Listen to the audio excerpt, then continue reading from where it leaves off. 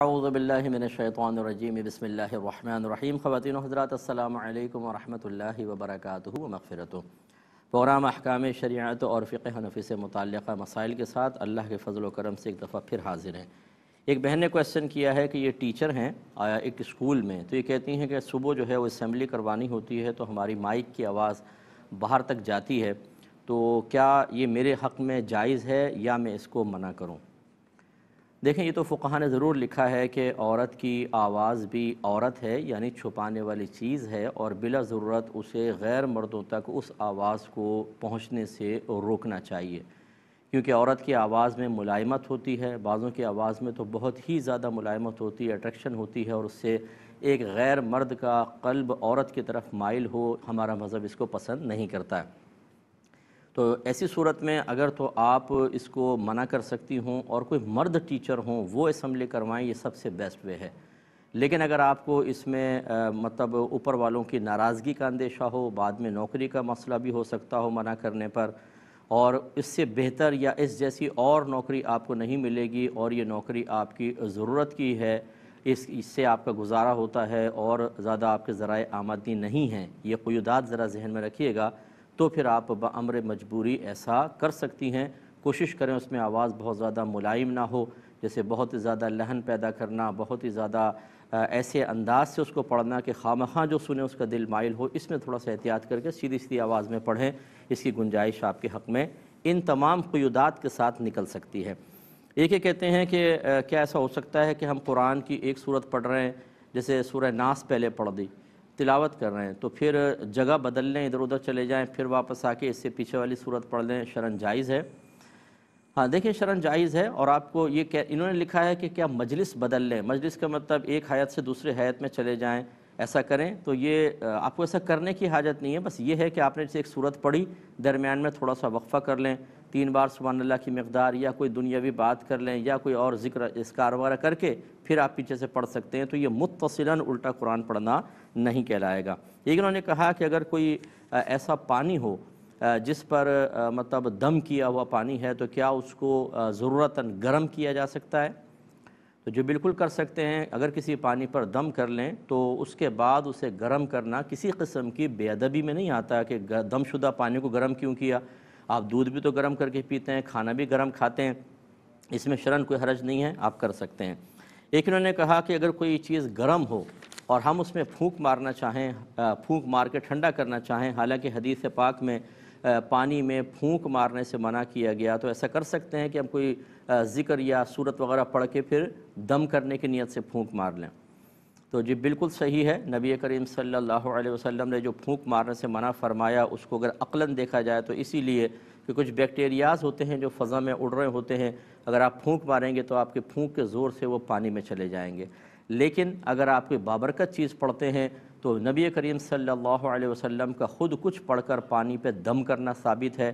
ویسے تو میرے آقا صلی اللہ علیہ وسلم کی پھونک مبارکہ میں تو ویسی برکت تھی، کوئی کیا چیز جاتی، لیکن ہم اس سے ایک نتیجہ اخذ کر سکتے ہیں، کیونکہ جب ہم اس سنت کو پورا کریں گے اور دم کی پھونک ماریں گے تو پانی میں جائے گا، تو وہ تو نبی کریم کی پھونک تھی، ہماری پھونک تو اتنی بابرکت نہیں ہے، یعنی ایسی نہیں ہے کہ بیکٹیریا نہ آئیں، لیکن امید ہے کہ سنت کی تکمیل کی برکت سے اللہ تعالیٰ ان جراثیم کو جو ہماری پھونک کے ذریعے پانی تک پہنچیں یا چائے تک پہنچیں، انہیں ختم فرما دے گا، اور ان کے مضر اثرات اس چائے کے اندر یا پانی کے اندر منتقل نہیں ہوں گے۔ تو کوئی ذکر کر کے، جیسے بسم اللہ الرحمن الرحیم پھونک مار کے پھر پی لی، پھر بسم اللہ پڑھ کے پھونک مار لی، اس طریقے سے آپ پی سکتے ہیں۔ ایک بھائی نے پوچھا تھا کہ وہ اسپین میں ہوتے ہیں کہ یہاں انگلش لوگ ہوتے ہیں، اسپینش ہوتے ہیں، کیا ان لوگوں کے ساتھ ہم کوئی پارٹنرشپ میں کاروبار وغیرہ کر سکتے ہیں؟ دیکھیں، کر سکتے ہیں، لیکن چند چیزوں کا بس آپ کو خیال کرنا ہوگا۔ پہلی بات یہ کہ وہ ایسا کوئی کام نہ ہو، اس انداز سے نہ ہو کہ اس میں اسلام یا مسلمان کے لیے حقارت اور تضحیق کا پہلو نکلتا ہو۔ دوسرا، کام فی نفسی ہی جائز ہو، ہمارا اسلام اس سے منع نہ کرتا ہو۔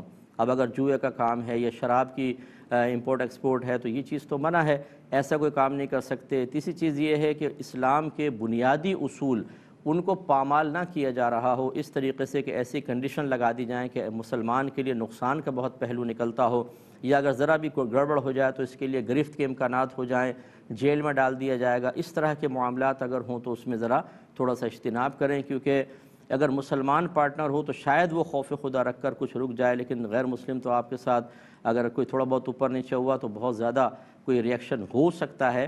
اگر ایسا آپ محسوس کریں تو بہتر ہے کہ مسلمان سے پارٹنرشپ کریں، ورنہ منع نہیں ہے شرعاً، آپ کر سکتے ہیں۔ یہ پچھلے پروگرام میں شامل کر لیا تھا لیکن جلدی جلدی جواب دیا تھا۔ کسی نے کہا تھا کہ کیا ہم اگر دکان سیل کر رہے ہوں اور بہت اچھی چلنے والی ہو تو کیا ہم اس کی گڈ ول کی قیمت لگا سکتے ہیں کہ نہیں؟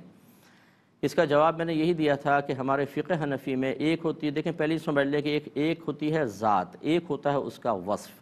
جیسے ایک نوٹ ہے، یہ ذات ہے، اور اس کا کرارہ پن جو ہے یہ اس کا وصف ہے۔ فقہ حنفی کے روشنی میں ذات کی قیمت ہوتی ہے، وصف کی علیحدہ کوئی قیمت نہیں ہوتی۔ ہاں ذات سے متصل رہتے ہوئے قیمت ہو سکتی ہے، تو لہٰذا مثال کے طور پہ اگر میں ایک کرارہ نوٹ کی گڈی بیچنا چاہتا ہوں تو یوں نہ کہوں کہ یہ 1000 کی گڈی 1000 روپے میں، لیکن اس کے کرارے پن کے 20 روپے آپ مجھے زیادہ دیں، یہ ہو جائے گا غلط، کیونکہ یہاں میں نے وصف کی الگ ایک مستقل قیمت مقرر کرنے کی کوشش کی ہے، حالانکہ یہ وصف بکتا نہیں ہے، یہ صحیح نہیں ہے۔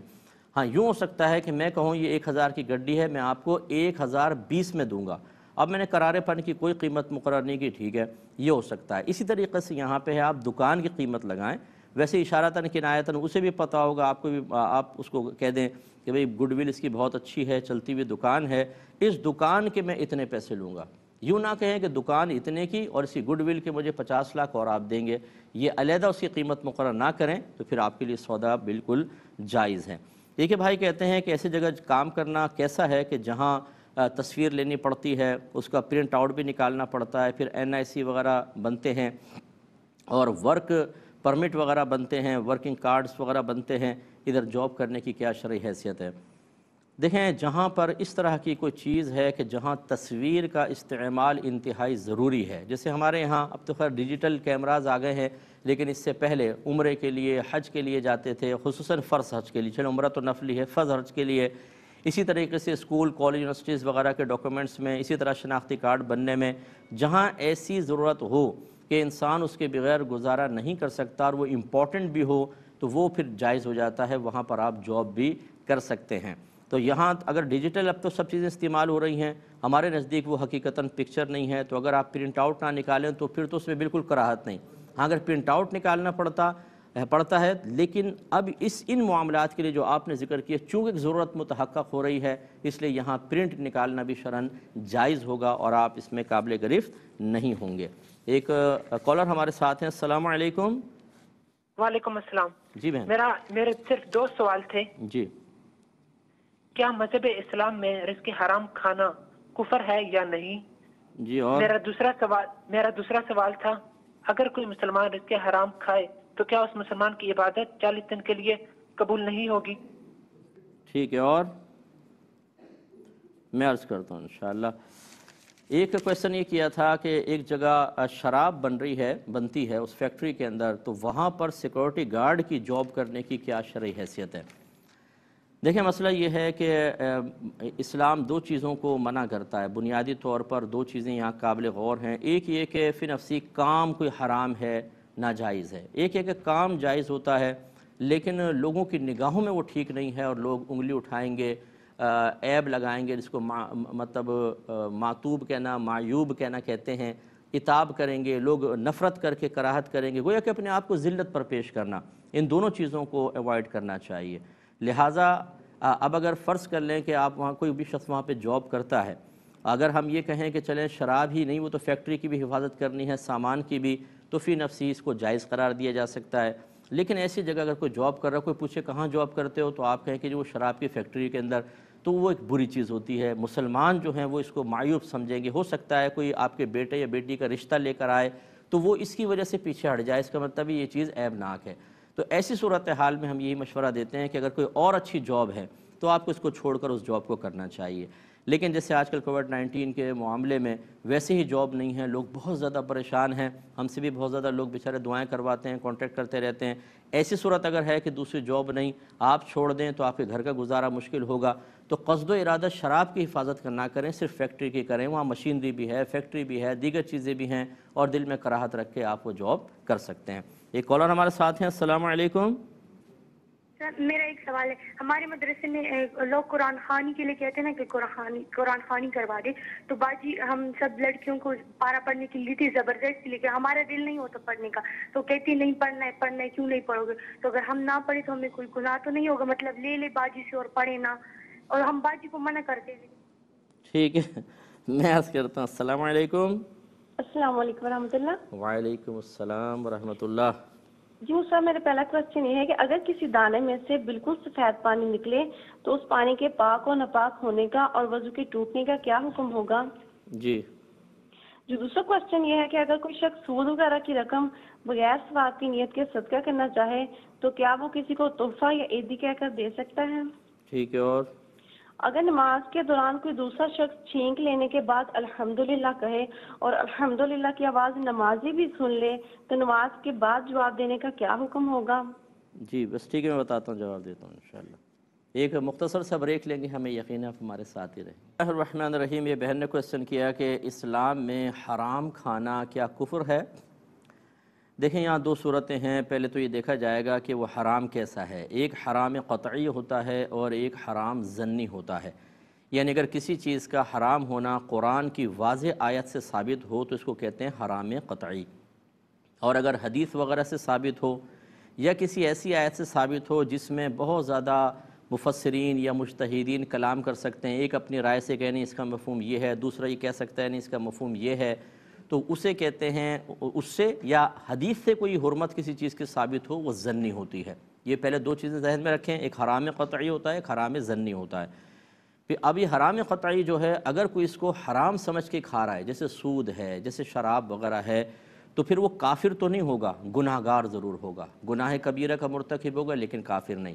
اور اگر اس حرام قطعی کو حلال سمجھ کر کرے گا تو پھر وہ دار اسلام سے خارج ہو جائے گا, کافر ہو جائے گا. مثلا کوئی کہے میں تو سود کھاؤں گا اور میرے نزدیک یہ بالکل جائز ہے, معاذ اللہ ثم معاذ اللہ, تو اس نے حرام قطعی کو حلال اور جائز کہا, یہ دار اسلام سے خارج ہو جائے گا.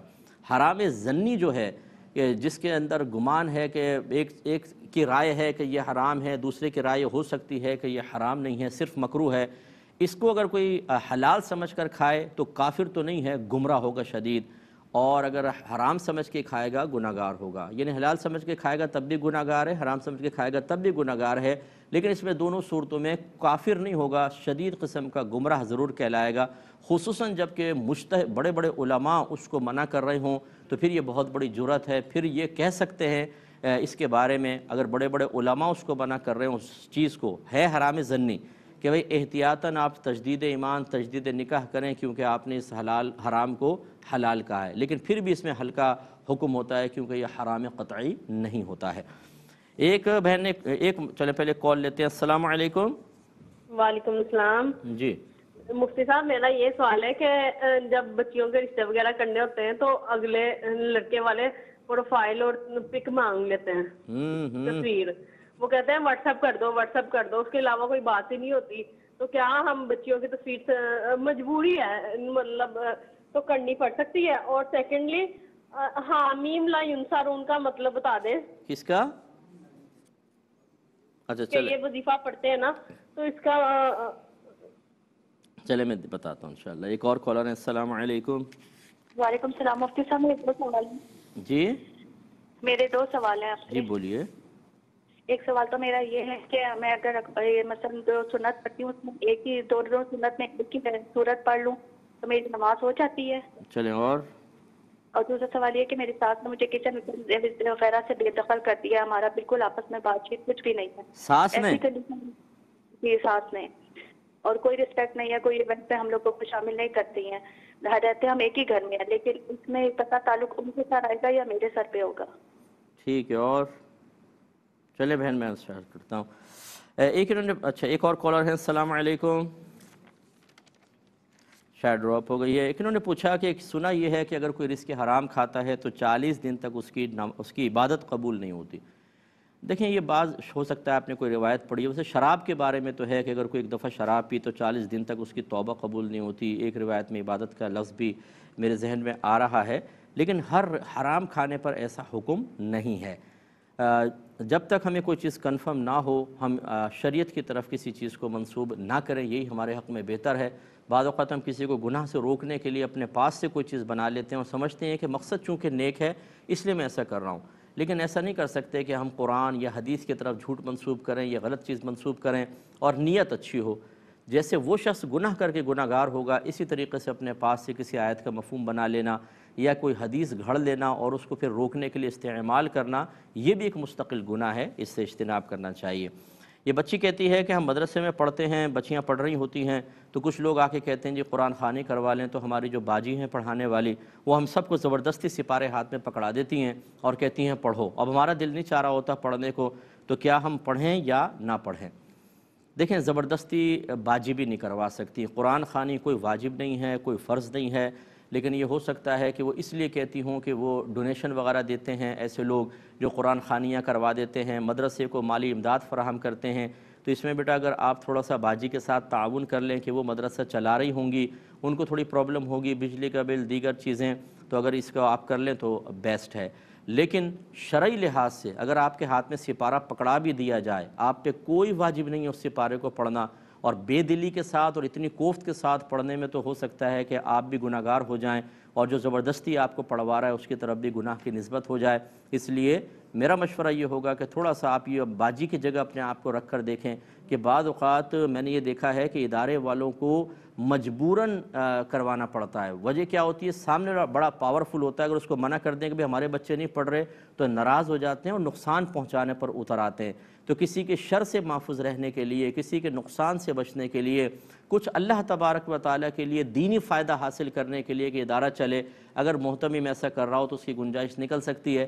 اگر آپ ان کی جگہ ہوتی اور اس طرح آپ کو یہ خوف ہوتے، اندیشے ہوتے، یا پھر دین کی مدد آپ کی نیت میں شامل ہوتی اور پھر کوئی بچی منع کر رہی ہوتی، تو شاید آپ بھی بیڈ فیل کرتی کہ بھئی ہم ایک اچھے مقصد کے لیے کر رہے ہیں اور یہ بچی منع کر رہی ہے۔ تو تھوڑا سا آپ بھی کوآپریٹ کریں، اور اگر باجی آپ کی سن رہی ہیں تو میں ان سے بہن سے بھی گزارش کروں گا بچیوں کے ساتھ، بچوں کے ساتھ زبردستی نہ کریں۔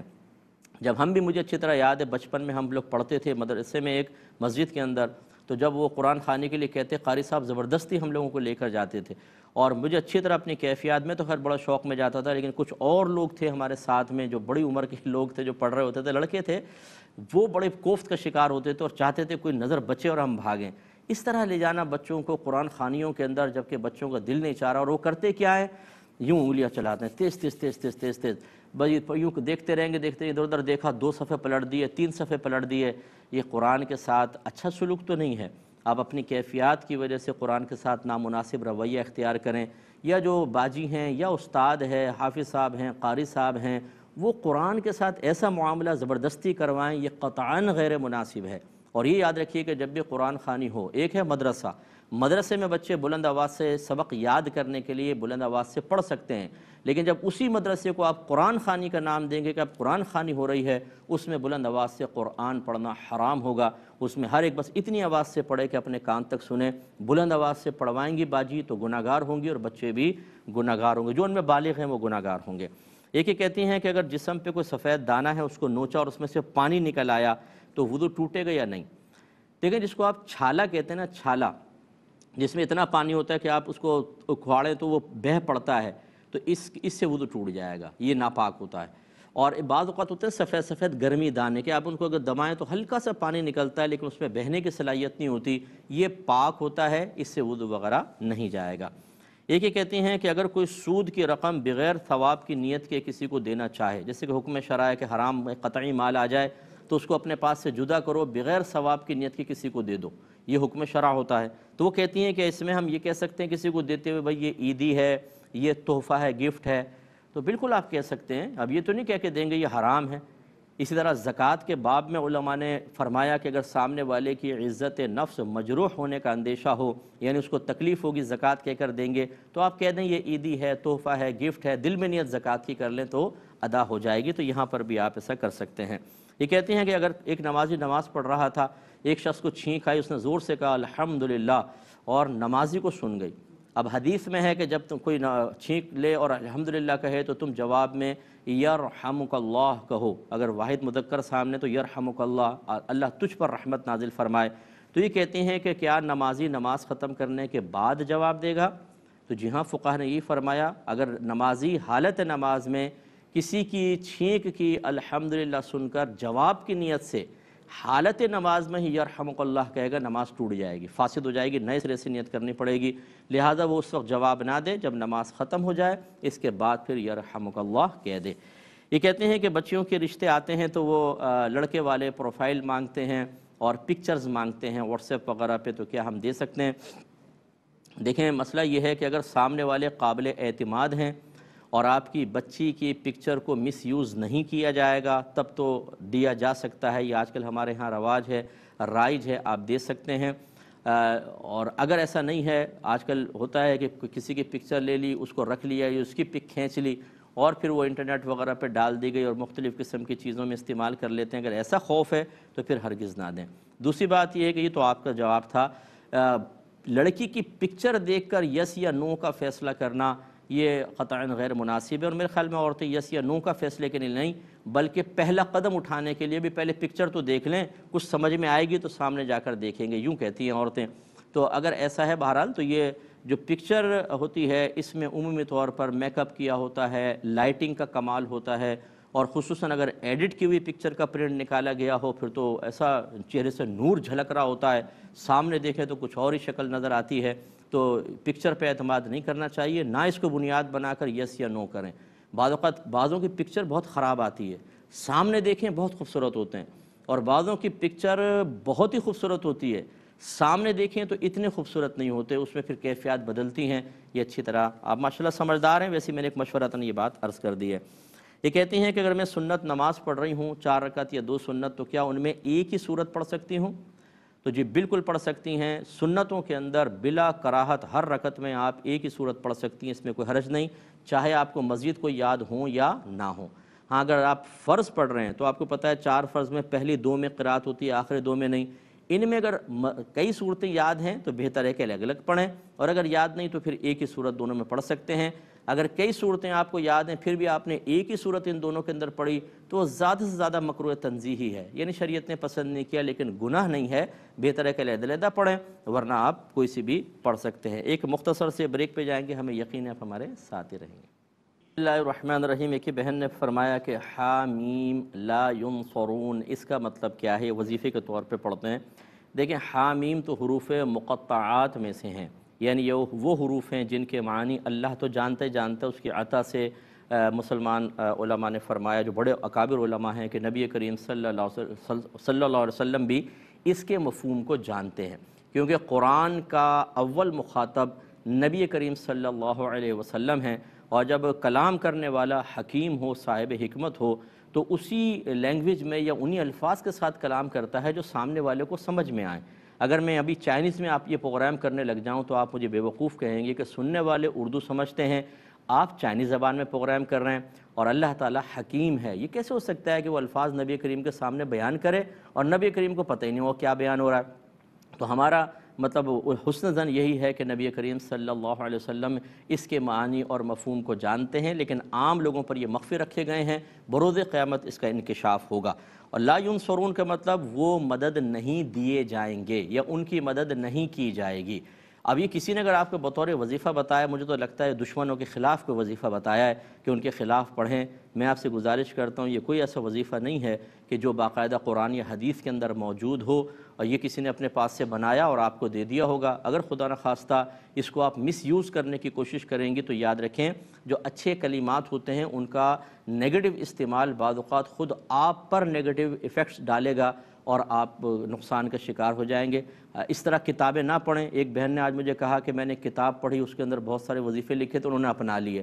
کتابوں میں ہزاروں چیزیں لکھی ہوتی ہیں اور ان کی فضیلتیں ایسی لکھی ہوتی ہیں کہ آپ کہیں گے اگر یہ پڑھ لوں تو بس پوری دنیا کا حکمران تو میں ہی ہوں گا، پاکستان کی اگلی حکومت میرے ہاتھ میں ہوگی۔ ارے بھائی اتنی آسانی سے ہر چیز وظیفوں سے حاصل ہو جاتی تو ہر شخص حاکم ہوتا، ہر شخص بادشاہ ہوتا، لیکن ہم پتہ نہیں کیا حسن ظن قائم کرتے ہیں۔ اچھا پھر یہ بھی معذرت کے ساتھ نہ ہم نماز پڑھتے ہیں، نہ ہم روزہ رکھتے ہیں، قرآن پاک کی تلاوت ہم نہیں کرتے، فرض علوم ہم نے نہیں سیکھے ہوتے، ہزارہ گناہ ہم کرتے ہیں، گناہوں بھری زندگی ہم چھوڑنا نہیں چاہتے، رزق حلال اور حرام کی تمیز ہمیں حاصل نہیں ہوتی، لیکن ہم گمان کرتے ہیں کہ وظیفہ پڑھوں گا اللہ تعالیٰ فوراً مجھے سب کچھ عطا فرما دے گا۔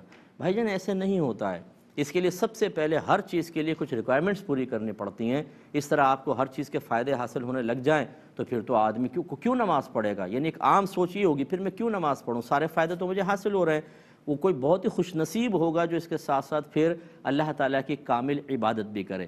اس لیے ہمارا مشورہ ہوگا اس قسم کے وظائف نہ کیے جائیں۔ یہ بہن فرماتی ہیں کہ ہمیں ساس نے کچن سے بے دخل کر دیا ہے، حالانکہ ہم ایک ہی گھر میں رہتے ہیں، اور وہ ہمیں جو ایونٹس ہوتے ہیں گھر کے اندر ان میں کسی میں نہیں بلاتی ہیں، تو قطع تعلق کا وبال ساس پر ہوگا یا مجھ پر ہوگا؟ دیکھیں، سب سے پہلے اس قطع تعلق کے اسباب پر توجہ کرنی ہوگی۔ آپ نے بڑے بھولے پن سے جواب دیا، میرا حسن ظن ہے آپ ہی صحیح ہوں گی، چلیں ساس غلط ہوں گی، لیکن ساس بھی کوئی بیوقوف نہیں ہوتی، اور نہ وہ ایسی پاگل ہوتی ہے کہ خواہ بیٹے اور بہو کو جدا کر دے۔ آپ نے بھی ہو سکتا ہے کہ کچھ ایسے کارنامے کیے ہوں کہ جن کی طرف آپ کی توجہ نہ ہو۔ ہر شخص کو چاہیے اپنی اپنی غلطی دیکھے۔ آپ کو چاہیے کہ ساس کو والدہ کے جگہ پر دیکھیں، ان کی غلطی آپ تلاش نہ کریں، اپنی ذات میں غلطی تلاش کریں، نظر آ جائے تو اس کو دور کریں اور ساس کو اپنی والدہ سمجھ کر ان کی خدمت کریں۔ آپ دیکھیں، یہ کر سکتی ہیں، ہو سکتا ہے بہت سی بیویوں میں بہت ٹیلنٹ ہوتا ہے، وہ اتنی خوبصورت طریقے سے بیٹے کو ماں کے خلاف کرتی ہیں کہ بیٹا یہ سمجھتا ہے میں کوئی غلط نہیں کر رہا ہوں، میں بالکل صحیح کر رہا ہوں، میری ماں غلط ہے، میری بیوی ٹھیک ہے۔ لیکن میری مشورہ ایسی بہنوں کے لیے، آپ اپنے شوہر کو جہنم کا راستہ دکھا رہی ہیں۔ ماں اگر غلطے پر بھی ہو نا، تب بھی اس کے حقوق ساکت نہیں ہوتے، تب بھی ماں اپنے درجے سے گر نہیں جاتی۔ قرآن یا حدیث میں جہاں اللہ تعالیٰ نے ماں باپ کے حقوق، ان کا ادب، ان کا احترام بیان کیا ہے، مجھے ایک جگہ یہ دکھا دیں کہ وہاں پر یہ ہو کہ فاسق فاجر ماں باپ ہوں، غلطی پر ہوں تو ان کے ادب نہ کرنا، اگر نیک پرہیزگار متقی ہیں تو کرنا، دکھا دیجئے۔ مطلقاً ان کا ادب اور احترام کا حکم ہے۔ ہاں، کافر ماں باپ تو ان کا نہیں کریں گے، مسلمان ماں باپ کی بات کر رہا ہوں۔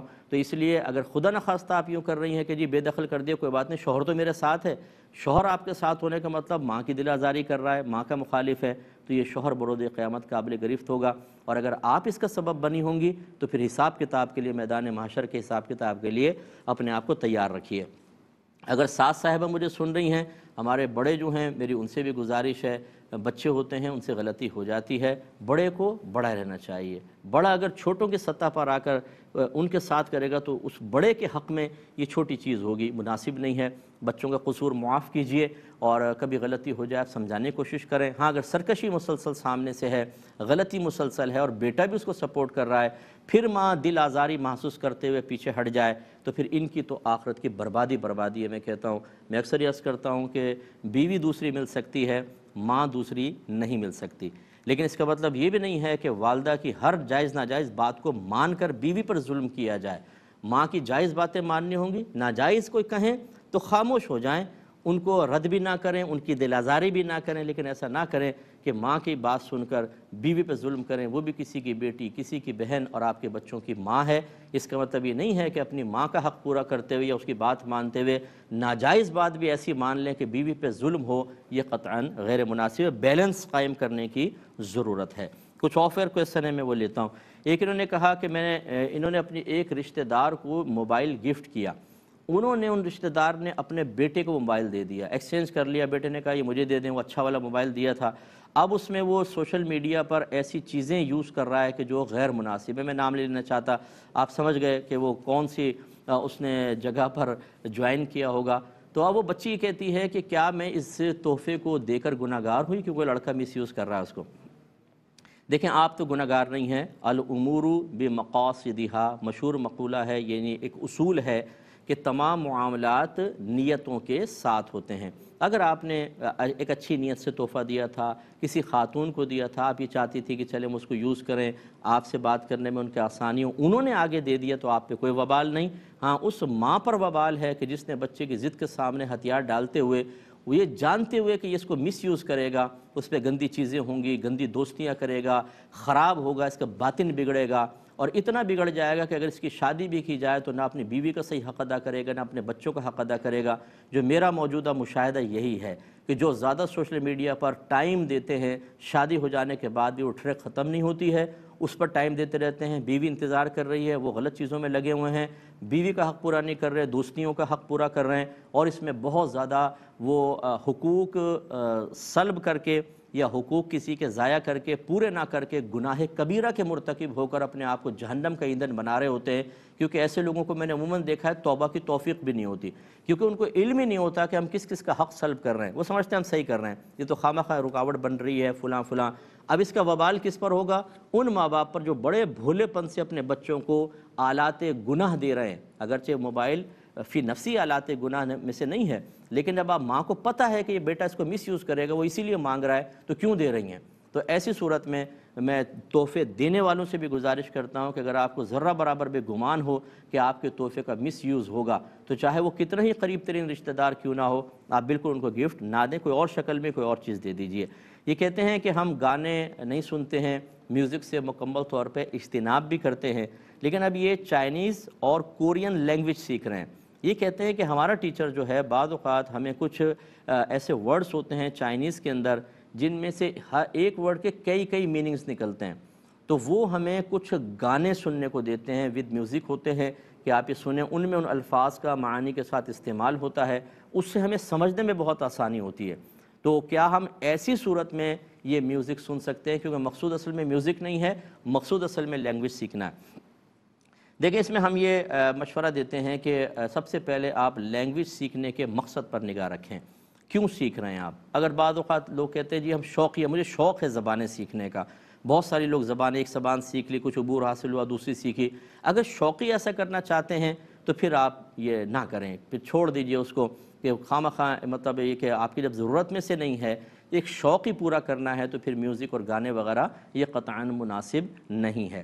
لیکن اگر وہ لینگویج آپ کی ضرورت میں شامل ہے، اس طریقے سے کہ آگے آپ اس کو اپنے ذریعہ آمدنی بنانا چاہتے ہیں، جیسے ٹرانسلیٹر کی جاب ہوتی ہے، یا آگے چائنا انویسٹمنٹ کر رہا ہے پاکستان میں، تو آپ یہ چاہتے ہیں کہ کچھ ایسی مجھے اچھی جاب مل جائے اس لینگویج بیس پر، یا آپ باہر جا کے چائنا میں یا کوریا میں جا کے جاب کرنا چاہتے ہیں، لینگویج سیکھ رہے ہیں، تو یہ آپ کی ضرورت، یہ حاجت میں آئے گی۔ ایسی صورت میں اگر آپ اپنے باطن کو محفوظ رکھ سکتے ہیں کہ میوزک گانے کی طرف توجہ نہ ہو، صرف چیز سیکھنے کی طرف ہو، تو اس کی گنجائش نکل جائے گی، جس کی نظیر میں اکثر ایسے پیش کرتا ہوں کہ جو ہمارے سکولز میں بچوں کو چیزیں سکھائی جاتی ہیں، ان میں ایک ڈرائنگ بھی ہے، دیکھیں جانداروں کی تصویر بچے بناتے ہیں۔ بچے تو ابھی شرعی احکام کے مکلف نہیں ہیں، لیکن شرعی مسئلہ یہ ہے کہ اگر بڑے بچوں کو ایسے کام میں مشغول کر دیں کہ جو جائز کام نہ ہو، تو وبال بڑوں پر ہوتا ہے۔ جیسے فقہاء نے لکھا کہ اگر چھوٹے بچے کو، لڑکے کو سونے کی انگوٹھی پہنائی تو وہ تو مکلف نہیں تھا، نبی کریم صلی اللہ علیہ وسلم نے مردوں کو سونا استعمال کرنے سے منع کیا، لہٰذا اس کے جو پیرنٹس بڑے ہیں جو اس کو پہنا رہے ہیں وہ گناہگار ہوں گے۔ اس کا مطلب یہ ہوا اگر آپ بچے کو اسکول میں داخل کرتے ہیں، وہاں کوئی میوزک ہوتا ہے، وہاں پر کوئی ڈرائنگ وغیرہ بنانی ہوتی ہے جانداروں کی، تو آپ گناہگار ہوں گے۔ لیکن اس کا یہی جواب دیا جاتا ہے کہ بھی ضرورت ہے یہاں پر بچے کو کون سے اسکول میں داخل کرائیں، ہر جگہ اسلامی اسکول ہے نہیں، اور ہر جگہ اچھا ماحول نہیں ہے، مشکل ہوتی ہے، اس لیے مجبوراً پڑھانا ہوتا ہے۔ جیسے وہاں پر بامر مجبوری اجازت دے دی جاتی ہے، ایسے یہاں پر بامر مجبوری اجازت ہوگی۔ ایک یہ بہن کہتی ہیں کہ ان کا بیٹا بیمار ہوا، انہوں نے منت مان لی یوں کہ میں جو بھی چیز شوق سے کھاتی ہوں وہ اب نہیں کھاؤں گی، بس کبھی بھی میرا بیٹا ٹھیک ہو جائے۔ وہ کچھ کئی سال ہو گئے، لڑکا کچھ بہتر ہو گیا ہے اور انہوں نے کھانا پینا چھوڑ دیا ہے، اچھی چیزیں نہیں کھاتی، اب دل بار بار چاہتا ہے اچھی چیزیں کھانے کا، کیا حکم شرع ہوگا؟ دیکھیں ایسی بھولی بھالی تمام بہنوں سے میری گزارش ہے، خدا را جب تک آپ نے دین نہ سیکھا ہو، جب تک آپ کو پتہ نہ ہو کہ کون سی چیز کس کام آتی ہے، شریعت نے اجازت دی ہے نہیں دی ہے، آپ کیوں خواہ ایسا کرتے ہیں؟ یہ کہاں لکھا ہے بتائیں قرآن یا حدیث میں کہ اللہ نے یہ فرمایا ہو کہ حلال چیزیں اپنے اوپر ناجائز کر لو، اپنے آپ کو روک لو، تمہیں فائدے حاصل ہو جائیں گے؟ کہیں پر بھی نہیں ہے، نہ یہ کوئی شرعاً منت تھی، نہ ہی اس سے کوئی بچے کی صحت کے بہتر ہونے یا بگڑنے کا کوئی تعلق تھا۔ خواہ کنیکشن ملا کر آپ نے اپنے پاس سے کر لیا، ہو سکتا ہے کوئی آپ کو آپ ہی جیسا مشیر بھی مل گیا ہو، اس نے مشورہ دیا ہو۔ بہرحال یہ بالکل غلط ہے، اس کو بھول جائیں، آپ کھائیں پئیں، کوئی مسئلہ نہیں ہے، اللہ تعالیٰ بہتر کرے گا۔ اب اپنے میزبان کو، ہماری کیو ٹی وی کی پوری ٹیم کو اجازت مرحمت فرمائیں۔ آپ ہمارے لیے دعا کیجیے، ہم آپ کے لیے دعا گو ہیں کہ اللہ تبارک و تعالیٰ ہم سب کو پہلے شریعت سیکھنے، پھر اس کے مطابق قدم اٹھانے کی توفیق عطا فرمائیں۔ آمین۔ وآخر دعوانا ان الحمد للہ رب العالمین۔